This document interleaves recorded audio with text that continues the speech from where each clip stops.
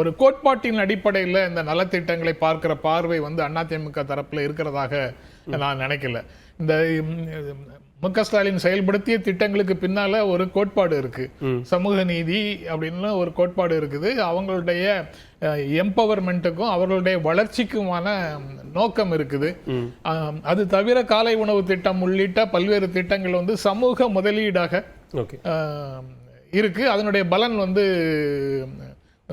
வெளியில தெரியும்.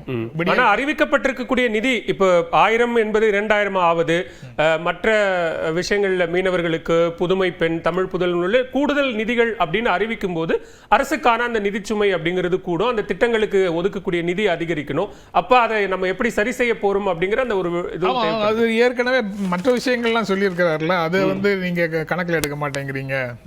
அதாவது தமிழ்நாடு ஏற்றுமதியை 120 பில்லியன் $120 பில்லியன் கொண்டு போவதற்கு தேவையான பணிகளை செய்வோம். அப்புறம் தமிழ்நாடு ஐடி எக்ஸ்போர்ட்டை வந்து 2.5 லேக்ஸ் ருபீஸ்ல இருந்து 5 லேக்ஸ் crore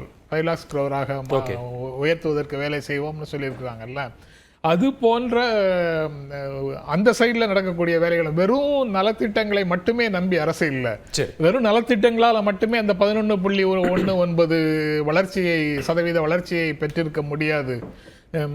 மாநில உள்நாட்டு உற்பத்தியில் நம்பர் 1 மாநிலமாக வந்திருப்பதற்கு வாய்ப்பில்லை. அந்த வளர்ச்சியினுடைய தொடர்ச்சியாக இன்ஃப்ராஸ்ட்ரக்சருக்கான பணிகளும் நடக்குது.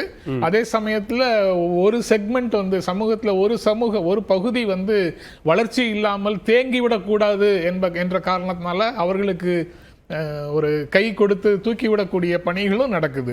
இப்ப இதுல முதலமைச்சர் இதை வந்து சூப்பர் ஸ்டாரா கிளம்பி இருக்கிறோம்ன்றாரு. அது என்ன அம்சத்தை அடிப்படையா வச்சு அப்படி சொல்றாருன்னு இது நம்ம புரிஞ்சுக்கணும். தேர்தல் அறிக்கையை அது ரவீந்திரன் துரைசாமி முதல்ல சொன்ன மாதிரி, அதாவது அவங்க கொடுத்த 10,000 ஒன் டைம் பேமெண்ட்டு, ரெஃப்ரிஜிரேட்டர், அந்த மாதிரியான விஷயங்களை விட இவங்க கொடுக்குற என்ஹான்ஸ் பண்றேன்னு சொல்லியிருக்கிற அந்த 2,000 உரிமை தொகை, அதுக்கப்புறம் அந்த இல்லத்தரசி கூப்பன் போன்ற செய்திகள் வந்து மகளிருக்கு மகிழ்ச்சி அளிக்கக்கூடிய செய்தியாக இருக்கும் அப்படிங்கிற பிளான் தான். அதுபோக காலை உணவு திட்டத்தில் வந்து 8ஆம் வகுப்பு வரை 5ஆம் வகுப்பு வரை இருக்கக்கூடிய திட்டத்தை 8ஆம் வகுப்பு வரைக்கும் கொண்டு போறதுங்கிறதும் இன்னொரு மேஜர் சோசியல் இன்வெஸ்ட்மெண்ட்.